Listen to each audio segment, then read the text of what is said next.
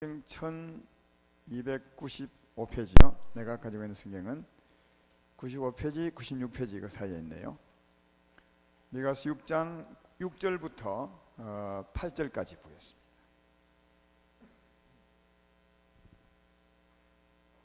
미가서 6장 6절부터 8절까지 제가 봉독합니다. 내가 무엇을 가지고 여호와 앞에 나가며 높으신 하나님께 경배할까? 내가 번제물로 1년 된 송아지를 가지고 그 앞에 나갈까? 여호와께서 천천의 순양이나 만만의 강물 같은 기름을 기뻐하실까? 내 허물을 위하여 내 맏아들을 내 영혼의 죄로 말미암아 내 몸에 열매를 드릴까? 사람아, 주께서 선한 것이 무엇임을 내게 보이셨나니 여호와께서 내게 구하시는 것은 오직 정의를 행하며 인자를 사랑하며 겸손하게 내 하나님과 함께 행하는 것이 아니냐. 아멘. 오늘은 제목이 뭐죠? 가장 아름다운 동행, 이런 제목으로 말씀을 생각하겠습니다. 연말 연시에 하나님과 함께 걸어라, 하나님을 따라 살라, 하나님과 동행하라, 이런 말씀을 많이 했어요. 몇 번 했는데 이게 이제 따로따로 들으면 하나님과 동행하는 삶을 잘 모를 수 있습니다. 그래서 좀 한번 정리해 주는 시간이 꼭 필요해서, 우리는 또 새로운 말씀으로 은혜 받기를 원하지만 그러나 하나님 말씀을 바르게 알고 사는 게 더 중요합니다. 그래서 하나님과 동행하는 삶, 너무 중요한 삶 아니겠습니까? 우리 예수 믿는 사람의 가장 잘 사는 삶이 하나님과 동행하는 삶이고, 또 가장 복 있는 삶이 하나님과 동행하는 삶인데, 이 동행하는 삶을 바르게 알면 잘 살 수 있거든요.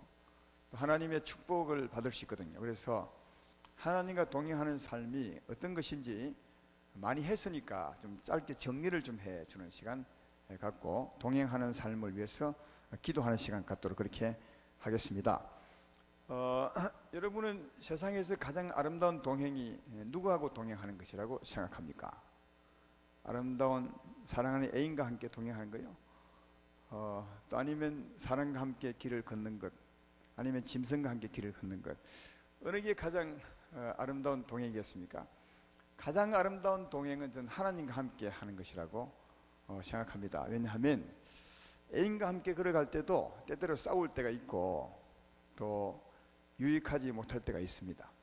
또 사람들과 함께 걸어갈 때는 보통은 나쁜 영향을 받습니다. 왜냐하면 사람은 좋은 사람보다는 나쁜 사람이 많고, 또 좋은 얘기를 하기보다는 나쁜 얘기 하는 사람이 훨씬 많습니다.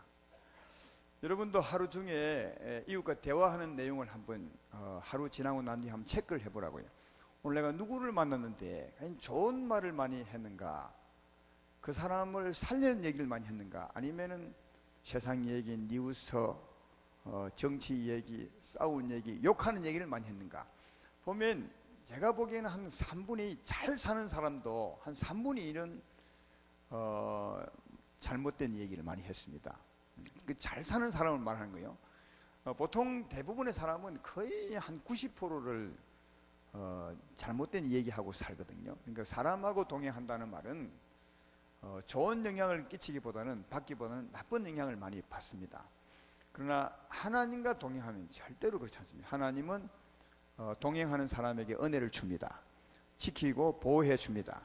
축복합니다. 그래서 하나님은 선하고 또 생명이시고 우리의 아버지가 되셔서 언제나 좋은 영향을 끼치거든요. 그래서 하나님과 동행하는 삶이 가장 아름다운 동행이 아닐까 그렇게 생각합니다. 그래서 이번 주보에 나가겠지만 올해 우리 교회의 삶의 목표, 가장 아름다운 동행, 이런 이제 제목으로 나갈 텐데, 그것은 하나님과 동행하는 삶이라고 생각하면 됩니다. 그래서 하나님과 동행하는 삶이 세상에서 가장 아름다운 동행입니다. 오늘 읽었던 본문에 보면 하나님이 8절에 그렇게 말씀하잖아요. 사람아, 이 말은 하나님의 사람아, 이런 뜻입니다. 주께서 선한 것이 무엇임을 내게 보이셨나니 여호와께서 내게 구하시는 것은 오직 정의를 행하며 인자를 사랑하며 겸손하게 내 하나님과 함께 행하는 것이 아니냐. 이게 다르게 말하면 내 하나님과 함께 동행하는 것이 아니냐, 이 동자가 빠졌어요. 동행하는 것이 아니냐. 그러니까 하나님의 삶이 우리에게 하나님이 가장 원하는 것은 우리로 하여금 하나님과 동행하는 것임을 알 수 있습니다. 하나님의 사람아, 선한 것이 무엇임을 내게 보이셨나니, 하나님께서. 그것이 뭐냐? 네가 나와 동행하는 거다, 이렇게 말씀합니다. 그 위에 보면 하나님이 기뻐하는 것이 뭘까? 돈을 드리면 하나님이 기뻐할까? 수양을 드리면 기뻐할까? 기름을 많이 드리면 기뻐할까? 아니면 내 아들을 제물로 드리면 기뻐할까? 그렇게 말하면서 이 말씀한 거거든요. 그러니까 하나님에게는 제물이 좋은 것이 아니라 또 우리의 뇌물이 좋은 것도 아니라 우리의 아들을 바쳐서 드린 것도 좋은 것이 아니라 뭐라고요? 우리가 하나님과 동행하는 것이 하나님의 가장 큰 즐거움이고 기쁨이라 그렇게 말씀하고 있습니다. 하나님과 동행하는 삶이 가장 아름다운 동행임을 기억하시고 오늘 이 밤에 동행하는 법을 배우리라 그렇게 결심하는 밤 되기를 주의 이름으로 축원합니다. 연말에 하나님과 동행하는 삶이 복이 있는데 그 동행은 에녹처럼 하고 노아처럼 하면 된다고 말했습니다. 에녹은 머두셀라를 낳고 난 후에 65세 때 낳았죠. 그때부터 300년간 하나님과 동행하다가 죽는 날도 동행하다가 하나님이 데려가 버렸어요.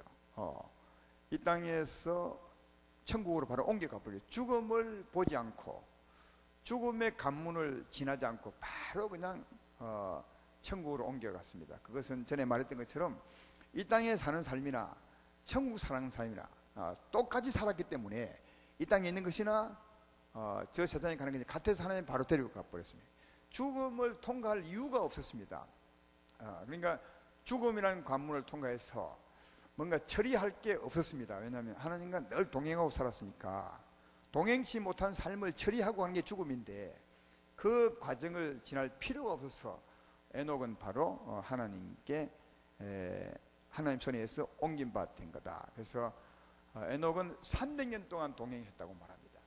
쉽지 않죠, 그죠? 그도 일반 삶 속에서 저 산중에 가서 기도원에 산 게 아니에요. 기도원에 가서 살면 좀 동행하기 쉬워요. 왜냐하면 맨날 기도만 하고 있으면 좀 쉽겠죠. 그러나 사실 이제 에녹은 기도원 가서 산 것이 아니라 일반 동네에서 집에서 식구들과 같이 살면서 세상 삶을 살면서 동행했다. 하나님과 함께 걸었다는 것입니다. 쉽지 않지만 에녹은 그렇게 살았다고 말하고 노아도 하나님과 동행했는데 노아에 대한 동행은 창세기 6장 22절에 보면 그 동행을 이렇게 설명하잖아요. 노아가 그와 같이 하여 하나님이 자기에게 명하신 대로 다 준행하였더라. 그러니까 하나님 말씀을 따라가는 게 동행이죠. 그죠? 하나님 발걸음 맞춰가는 게 동행이잖아요. 그러니까 하나님 말씀 따라가는 게 동행인데 노아는 다 준행하였더라 그렇게 말씀하고 있습니다. 노아도 동행했다는 거죠. 근데 노아가 준행한 것은 하나님 말씀을 지킨 것은 뭐냐 하면 창세기 1 보면 알겠지만 이 방주 짓는 거예요. 방주 짓는 것을 다 준행했더라 그렇게 말합니다. 요즘 우리에게는 하나님이 많은 말씀을 하잖아요. 사랑하라, 오래 참으라, 또 원수를 위해서 기도하라. 많은 말씀을 성경책 전체를 다 말하지만 그 당시에는 하나님이 노아에게 원한 것은 방주 지어라 그거요. 이렇게 지어라. 그걸 다 준행했다는 것이죠. 그게 하나님 말씀이었으니까요. 그러니까 노아는 하나님 말씀을 준행했습니다. 하나님과 동행했는데 그 동행한 삶의 결과가 방주였다고요. 이 의미가 있는 거죠. 일생 동안 하나님과 동행했더니 그 결과가 방주라. 근데 그 방주가 하나님의 마지막 심판에서 자기를 구원하게 되거든요.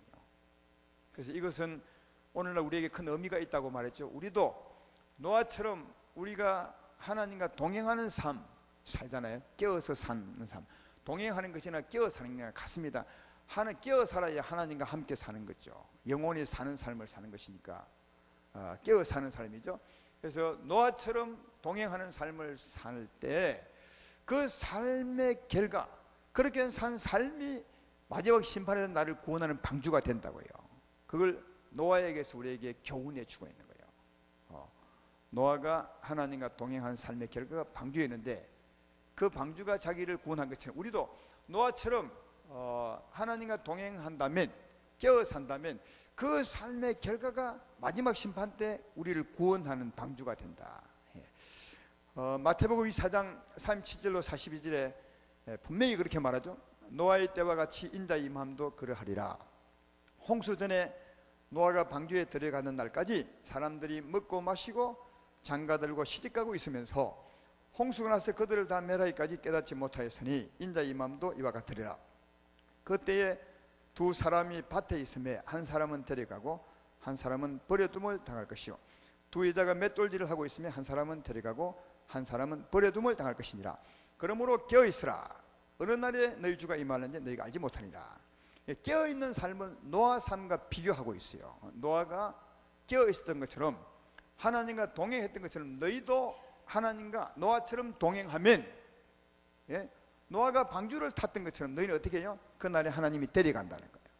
그날에 하나님의 손에 붙들려 가는 거죠. 그죠? 영적인 방주를 타는 거죠. 어떤 사람이요? 노아처럼 깨어 산 사람이. 그래서 노아가 깨어 살았더니, 하나님과 동행했더니 그 삶의 결과가 자기를 구원한 것처럼 우리도 노아처럼 하나님과 동행하면 그 삶이, 동행했던 그 삶, 깨어 살았던 그 삶이 우리를 구원하게 된다. 다시 말하면 하나님 손에 붙들려서 영원히 하나님과 함께 살게 된다. 마지막 심판을 벗어나게 된다는 사실을 알 수가 있습니다. 따라서 노아처럼 깨어 사는 삶, 동행하는 삶이 우리 자신에게 복이 된다는 사실을 알 수 있습니다. 노아는 일생 동안 하나님을 준행했는데, 말씀을 준행했는데 그게 자기 복이었어요. 자기 복 받으니까 하나님도 기쁜 거죠. 그러니까 우리가 잘 되기 때문에 하나님이 기쁜 거예요. 여러분이 잘 살면 하나님에게 무슨 덕이 있습니까? 하나님이 부자 됩니까? 돈을 법니까? 아무 관계 없어요. 다만 우리가 잘 되는 게 하나님이 기쁨일 뿐이에요. 자기 자녀가 잘 되는 게 부모의 기쁨인 것처럼, 마찬가지로 우리도 노아처럼 깨어 살면 그 깨어 산 삶이 우리를 구원하게 되므로 하나님의 기쁨이 된다고 그렇게 말씀하고 있습니다. 아까 에녹 삶에 대해서, 에녹은 하나님과 동행하더니 하나님이 죽음을 보지 않게 하고 옮겨갔다고 말했죠. 하나님 데려가 버렸어요. 마지막 때 우리도 마찬가지예요. 주님 오실 때 우리가 깨어 살면, 에녹처럼 하나님과 동행하면 하나님이 데려가 버려. 아까 말한 거잖아. 두 사람이 밭을 갈고 있는데 한 사람은 데려가. 이 사람은 죽음을 맛보지 않은 사람이요, 바로 데려가. 이제 살아있는 동안 밭 갈고 있는데 하나님 데려가. 에녹처럼 말이죠. 이게 에녹이 특별한 사건이 아니에요. 깨어 살면 하나님이 데려가는 거죠. 죽음을 맛보지 못하고, 에녹도 죽음을 맛보지 않고 심판 전에 바로 하나님이 데려갔던 것처럼 우리도 에녹같이 노아같이 살면 하나님이 바로 데려가게 된다. 그럼 주님 오시기 전에 깨어 살았던 사람이 죽으면 어떻게 되느냐? 그 사람들도 죽음, 육체적인 죽음은 죽지만 아무런 고통 없이 바로 갑니다. 그러니까 깨어 사는 삶은 죽을 때도 너무 행복하다. 꼭 깨어 사셔야 됩니다. 다시 말해 하나님과 동행하는 삶을 살아야 합니다. 예수 믿어서 구원을 받으면 천국은 가겠지만, 다 영생은 얻었지만, 그러나 그렇게 영생 얻은 사람으로서 깨어 살 때, 하나님과 동행할 때 그 사람은 더 큰 복이 있다는 사실은 확실히 성경은 우리에게 보여주고 있다 하는 겁니다. 그러므로 노아같이 에녹처럼 하나님과 동행하는 가장 아름다운 동행의 삶을 살기를 주의 이름으로 축원합니다. 근데 노아처럼 에녹처럼 동행하고 살려면 오늘날 우리들이 꼭 두 가지를 꼭 배우셔야 돼요. 이 두 가지도 이 얘기 말씀한 겁니다. 두 가지를 꼭 배우셔야 되는데, 하나는 누구에게 배우느냐? 깨미에게 가서 배워야 돼요. 깨미에게 가서. 이게 새벽기도 때 했던 말씀이죠. 자, 잠언서 6장 6절로 8절에 보면 이런 말씀이 있습니다. 게으른 자여 깨미에게 가서, 깨미가 아니라 개미네요. 개미에게 가서 그가 하는 것을 보고 지혜를 얻으라. 개미는 두령도 없고 감독자도 없고 통치자도 없어되 먹을 것을 여름 동안에 예비하여 추수 때 양식을 모으니라. 개미 보았죠. 정말 부지런합니다. 산에 가서 개미 움직이는 걸 봐. 한시도 안 쉽니다. 지느러미를 움직이든지 발음, 그러면 피곤하지도 않는 모양이요. 계속 움직입니다. 한시도 안 쉽니다. 한시도 안. 왜 깨미는 그렇게 한시도 안 쉬게 움직일까요? 여기 보면 감독자도 없고 두령도 없어. 누가 몽둥이 들고 왜 움직이라는 사람도 없는데 계속. 왜 그런 줄 아세요? 예. 개미가 왜 그렇게 부진하게 움직이느냐? 그건 다르게 비유로 말하면 개가 왜 개처럼 사느냐, 행동하느냐, 또 사과나무는 왜 사과꽃을 피우느냐, 똑같은 말이에요. 여러분, 사과나무도 계속 사과꽃을 피워. 개도 여러분 개처럼 계속 꼬리 흔들고 멍멍 짖고 달라들고 그래요. 왜 개미가 개미처럼 그렇게 부지런하냐? 이 말은 왜가 개가 개처럼 사느냐? 사과나무가 사과꽃을 피우는 똑같은 말이에요. 그러면 사과나무가 왜 사과꽃을 피웁니까? 무슨 법칙이? 생명의 법칙이에요. 사과 생명이 안에 역동 움직이고 있으면 그 생명이 막 운동 안에 운동해서 사과꽃을 피우네. 개로 태어나면, 이 말은 개 생명으로 태어나면, 개라는 존재로 태어나면 반드시 그 생명이 개로 하여금 그렇게 살게 만들어. 그러니까 개미로 태어나면, 개미 생명을 가지고 태어나면 그렇게 부지런한 거예요. 그래서 개미에게 가서 배울 것은 뭐냐 하면, 생명의 법칙을 배워야 돼. 생명이 행위를 주관하는구나. 여러분, 생명이 행위를 주관합니다. 안에 있는 생명이 바깥의 꽃을 결정하고 바깥의 열매를 결정하는 거예요. 생명이 행위를 한번 따라 하십시다. 생명이 행위를 주관한다. 생명이 행위를 주관해요. 그러면 우리를 주관하는 생명은 누구의 생명이에요? 어떤 생명이죠? 하나님의 생명. 그죠? 전에 우리는 죄의 생명이지만 지금은 하나님의 생명이거든요. 하나님의 생명이 우리 생명입니다. 이해되면 아멘 합시다. 하나님의 생명의 성질은 어떤 겁니까? 갈라디아서 5장 21, 23절에 성령의 열매는 사랑과 희락과 화평과 오래 참음과 자비와 양성과 충성과 온유와 절제니 이런 것들을 금지할 법이 없느니라. 그러죠? 하나님의 생명 이런 성질이 있어. 개미 생명은 개미를 부지런히 막 움직이는 성질이 있지만 하나님의 생명은 우리 안에서 충만하면 말이야. 막 사랑하게 만들고 희락하게 만들고 희락하게 만드네. 즐겁게 만든다 그 말이죠. 화평하게 만들고 오래 참게 만들고 자비롭게 만들고 충성하게 만들고 온유하게 만들고 이 생명이 우리 안에서 막 우리를 주관하는 거예요. 이 생명에 따라서 사는 게 우리 삶이요. 개미에게 그걸 배우라는 거지. 개미에게 배우라는 말은 부진한 걸 배우라는 말이 아니라 개미가 그 생명에 붙들려 사는 것처럼 우리도 하나님의 생명에 붙들려 열심히 살아가는 거야. 열심히 사랑하고 오래 참고 화평하고 온유하고 충성하고 절제하고 이 생명에 붙들려 살아라. 그게 개미에게 배우라는 거예요.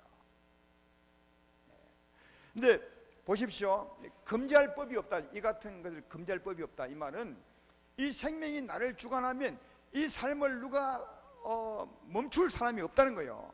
여러분, 개미답지 않게 살게 할 사람이 있습니까? 개미답게 사는 게 뭔데? 열심히 움직이는 거예요. 열심히 움직이는 것을 염치히 움직이지 못하게 할 사람이 있냐고요? 없죠. 생명의 법을 금지할 사람은 아무도 없어. 왜? 생명이 행위를 주관하니까. 이 성령의 생명이 나를 안에서 막 주관하는데 이걸 누가 금지할 사람이 있냐고요? 없죠. 이 생명에 붙들려서 열심히 오래 참고 열심히 살아가고 이게 개미처럼 사는 거다. 그러니까 예수님 믿는 사람들은 예수님과 동행하는 것은 이 생명에 붙들려 사는 게 예수님과 동행하는 삶의 기본이에요. 보통 때는 이렇게 살아야 돼. 예수님께. 근데 벌써 여러분 얼굴만 봐도 벌써 동행 안 하잖아. 여기 이 생명대로 지금 주장받고 있다면 전부 다 웃으셔야 돼. 막 정신 차려 못하게. 안에 있는 생명이 그런 생명이라 우리를 희락하게 만든다. 기쁘게. 이건 아니에요. 이거 로마서 8장 1절 2절에 보면 생명의 성령의 법이라는 말이 나오죠. 그죠? 생명의 성령의 법. 이 말은 이 생명의 법칙이라는 거예요. 개미 생명의 법칙은 열심히 움직이는 생명의 법칙이죠. 개는 개처럼 살게 하는 게 개 생명의 법칙이라. 사과 생명의 법칙은 사과꽃을 피우는 게 생명의 법칙이라. 전부 세상의 만물이 전부 생명의 법칙 따라 삽니다. 그 법칙을 누가 막을 자가 아무도 없어요. 그럼 우리들은 성령의 생명의 법에 붙들려 살아야 맞지 않냐고요. 그렇죠? 성령의 생명의 법이 뭔데요? 이미 우리가 받아 있는 생명, 우리 안에서 운동하고 있는 이 생명 말이야. 사랑과 희락과 화평과 은혜롭고 자비롭고 노하기를 더디하며 인애와 진실의 많은 생명, 수많은 믿음의 사람을 주관했던 생명, 예수의 생명, 예수님을 그렇게 살게 된 그 생명이 지금 우리 안에 있다니까요. 이 생명의 충만함을 입고 이 생명에 붙들려 사는 삶이 예수 믿는 사람들의 하나님과 동행의 기본적인 삶이 되셔야 된다. 이렇게 열심히 산 사람이 있더라고요. 사도 바울의 삶인데 좀 말씀이 길지만 한번 들어봐요. 사도 바울의 이 생명의 법에 붙들려 사는 삶을 한번 제가 소개하는 거예요. 고린도후서 11장 23절 28절에 보면 바울의 삶의 일매를 적은 겁니다. 그들이 글소의 일꾼이냐 정신없는 말 하거냐 나는 더욱 그러하도록 내가 수고를 넘치도록 하고 옥에 갇히기도 더 많이 하고 매도 수없이 막 여러 번 죽을 뻔하였으니 유대인들에게 40에서 하나 감한 매를 5번 맞았으며 3번 태장으로 맞고 1번 돌로 맞고 3번 파선하고 일주일을 깊은 바다에서 지냈으며 여러 번 여행하면서 강의 위험과 강도의 위험과 동족의 위험과 이방인의 위험과 신의 위험과 강야의 위험과 바다의 위험과 위험이 이렇게 많아. 그지 행제 중에 위험을 당하고 수고하며 애쓰고 여러 번 자지 못하고 주님의 목마르고 여러 번 굶고 춥고 헐벗었노라. 이 외에 이런 고사하고 아직도 날마다 내 속에서 눌리는 일이 있으니 곧 모든 교회를 위하여 염려하는 것이라. 여러분 사도 바울은 이제 바깥에 바울을 움직이지 못하는 엄청 압박을 가해도 그는 그걸 뚫고 일어나서 열심히 살았어요. 그렇게 때려도 안에 있는 생명에 붙들려서 막 그건 맞는 거 별로 크게 생각하냐고 다녔어요. 그러니까 얼마나 열심히 살아요. 이렇게 막아도 이렇게 위험이 막아도 전혀 개의치 않고 위험을 뿌리치고 열심히 살았어요. 무엇에 붙들려서 산 줄 아십니까? 이 골로새서 1장 29절에 그가 산 삶의 힘을 말해요. 골로새서 1장 29절에 이를 위하여 나도 내 속에서 능력이 사는 역사를 따라 힘을 다해 수고한다. 어떻게 해요? 내 속에서 역사하는 역사를 따라 살았다는 거예요. 이게 누구의 역사입니까? 성령의 생명의 법칙이요. 이 힘이 막 사도 바울을 끌고 다닌 거지. 그러니까 누가 막아도 막지를 못해. 여러분 이 정도 위험하면 다 뿌리치고 내 안 할란다. 이미 이렇게 힘들게 뭐 하려고 살아? 하지 않겠습니까? 그리 막아도 안에 있는 생명에 붙들려서 이렇게 진짜 열심히 살았어요. 무엇에 붙들려서 내 안에 역사하는 역사를 따라 열심히 살았다. 근데 지금 우리는 막는 사람이 없잖아요. 누가 때린 사람이 있습니까? 위험이 있나요? 없죠. 그래도 열심히 안 사는 게 좀 이게 우리가 조금은 문제가 있는 것 같다. 그러나 차츰차츰 열심히 살아야 합니다. 이 생명에 붙들려서 살다 보면 나도 모르게 이 생명에 붙들려 사랑에 매여 살 수 있습니다. 이런 여러분 되기를 주의 이름으로 축원합니다. 그래서 우리의 평소의 삶은 이 생명에 붙들려 살아야 맞는 겁니다. 이 삶에 붙들려 사는 이 삶이 하나님과 동행하는 삶의 기본이요. 기본이라니까요. 그 다음 이게 기본이고요. 그 다음 이제 두 번째 삶이 뭐냐? 여러분 우리 안에 있는 생명, 곧 예수님이시죠. 예수님은 우리 삶을 주관합니다. 우리 삶을 인도합니다. 어떻게 인도합니까? 성령이니까 우리 육의 음성으로 하지 않아요. 영이신 하나님이 우리에게 말씀할 때는 어떻게 하느냐 하면 기억나게 하고 생각나게 해요. 성령이 육체를 가진 사람에게 말할 때는 이 방법이 최고 좋은 거예요. 우리 마음에 내킴을 주는 거지. 생각이 나게 하는 거지. 우리의 어떤 안에 있는 말을 딱 기억나게 하는 거예요. 이게 성령이 육체임을 우리에게 말씀하는 방법이에요. 보편적인 방법이죠. 또 꿈에서도 말씀할 수 있습니다. 환상을 볼 수도 있습니다. 그건 독특한 방법이고요. 보편적으로 하는 말씀은 우리 안에 있는 하나님 말씀, 아멘 했던 말씀, 이 책에 놓았던 말씀, 그죠? 내비게이션처럼 말이야. 내비게이션 안에 다 입력이 되어 있잖아요. 그래서 내비게이션이 딱 거기 현장에 가면 딱 알려줘. 좌회전하라, 우회전하라, 이 알려주는 것처럼 우리 안에 들어있던 말씀, 예배 중에 들었던 말씀이 딱 기억되어 있다니까요. 새겨져 있어. 우리 마음판에, 우리 생각에. 이걸 성령이 딱 기억나게 해주는 거죠. 이게 성령이 육을 입은 우리에게 말씀하는 방법이에요. 요한복음 14장 26절에 그렇게 말하잖아요. 보혜사 곧 아버지께서 내 이름으로 보내신 성령 그가 너에게 모든 것을 가르치고 내가 너에게 말한 모든 것을 생각나게 하리라. 그러니까 이런 생각나게 하는 것은 언제 하느냐 하면 내가 살다가 이리 해야 될지 저리 해야 될지 모를 때가 많아요. 그렇죠? 보통은 아까 깨맥이 배운 교훈대로 사는 거고, 보통은요 그 생명에 붙들려 사는 거고, 그래서 살다 보면 진짜 내가 결정해야 될 때가 있어. 이리 가야 할지 저리 가야 할지, 이렇게 돼야 될지 저렇게 돼야 될지, 이리 말해야 할지 저렇게 말할지 모르죠. 그때는 하나님께 묻는 거죠. 아니 내 안에 있는 내비게이션에게 묻는 거죠. 주여 내가 어찌하면 좋겠습니까 할 때 안에 있는 우리의 내비게이터 성령께서 기억나게 한다는, 기억나게 딱 우리 삶을 지도하는 거죠. 이해가 되시죠? 이게 두 번째 동행하는 방법이라니까요. 두 번째 동행하는 방법. 그래서 잠언서 3장 5절 6절은 이렇게 말하잖아요. 너는 마음을 다하여 여호와를 신뢰하고 내 명체를 의지하지 말라. 그 다음에 너는 범사에 그를 인정하라. 그리하면 내 길을 지도하시리라. 범사에 주님을 인정하는 거예요. 무엇을 인정하는 겁니까? 내가 물을 때 깨닫게 하는, 기억나게 하는 것을 인정해야 되는 거죠. 내 삶을 인도하는 것을 인정해야 되는 거죠. 그래서 인정하고 물으면 주님이 지도한다는 거예요. 범사에. 이런 것은 항상 묻지는 않잖아. 이러면 항상 물어요. 주여 지금 내가 세수해야 됩니까 말아야 됩니까? 세수하거라. 그래서 지금 내가 문을 열고 나가야 됩니까? 이게 안 하잖아요. 그건 그냥 보통 삶인데요. 안에 있는 생명의 법칙 따라 즐겁고 오래 참아주고 사랑하고 살면 되는 것이고, 가끔 가다가 내가 모를 때가 있거든요. 어떻게 살아야 돼? 그때는 서서 묻는 거죠. 주여 내가 어떻게 해야 되겠습니까? 그때 우리의 내비게이터 성령께서 기억나게 한다는 거예요. 생각나게 하시고, 그래도 모르면, 그 말씀 못 들으면 하나님이 꿈에서 알려줍니다. 아니면 환상으로 보여주고요. 그래서 우리를 하여금 주님을 따라오게 만드는, 동행하게 만드는 거다. 그래서 주님과 동행하는 방법은 두 가지입니다. 하나는 생명의 법에 쌓여서 사는 것이고, 이는 보통 사는 거예요. 예수 믿는 사람의 기본입니다. 그리고 때때로 주님에게 묻는 거죠. 주여 어찌하면 좋겠습니까? 그때 주님이 우리 길을 지도하는 거다. 이 두 가지가 합치면 주님과 동행하는 거예요. 이 두 가지 합치는 게, 이 두 가지 합쳐 사는 게 노아처럼 사는 것이고 에녹처럼 사는 것이고, 오늘 말하면 깨어 사는 것이고, 주님과 동행하는 것이고. 주님과 동행하면 주님이 늘 나와 함께하는 뜻 아니겠습니까? 함께하면, 주님과 나와 함께하면 누가 나를 건드려? 그런 노래 있더만, 주님이 내 편이면 누가 나를 건드리겠냐고.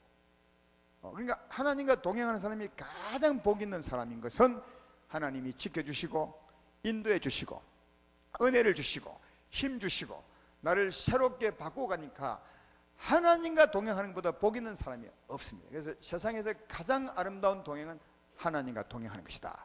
자, 이 일에 우리가 할 일이 딱 하나 있어요. 어찌 해야 되겠습니까?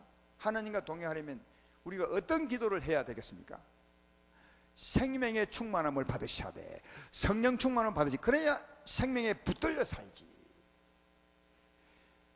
아까도 얘기했지만 이 세상의 만물은 전부 생명의 법 따라 살아.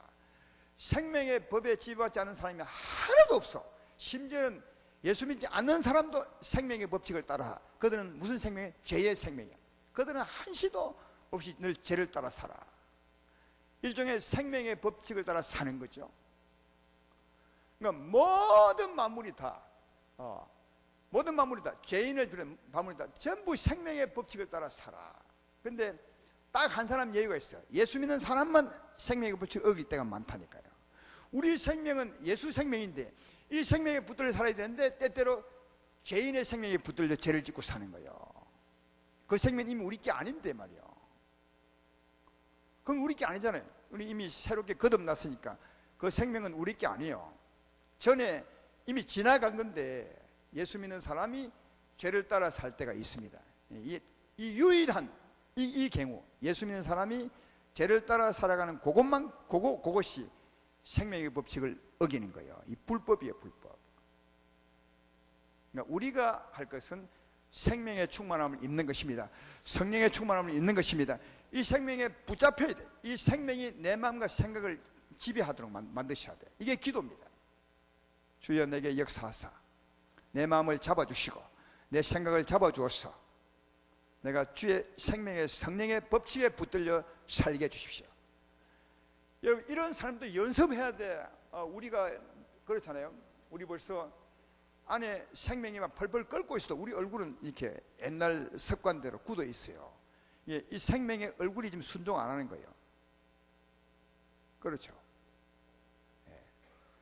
이 생명의 얼굴 표정도 순종해야 돼요. 말도 순종하고, 그 전에 얘기했던 것처럼 표정도 순종하고 말도 순종, 행동도 순종해야 생명의 법대로 사는 건데요. 이 예배 드리고 난 뒤에 기도하고 나니 생명의 은혜는 충만한데 얼굴은 굳어 있어. 왜? 절의 습관 때문에 얼굴이 순종 안 하는 거죠. 그 가다가 또 말도 순종 안 해. 이거 연습해야 돼요. 연습. 이 경건의 연습이에요. 생명에 따라 얼굴 표정도 연습하고 말도 연습하고 이러다 보면 나중에 생명의 성령의 법칙에 붙들려 사는 자가 되는 거다. 이게 동행의 기본이고요. 가다가 또 내가 어찌할 바를 모를 때 묻는 거죠. 주님이 말씀합니다. 그러면 내 생각과 달라도 거기를 가야 주님과 동행하거든요. 주님을 안 놓치거든요. 이 일에 가장 필요한 것은 성령 충만함이에요.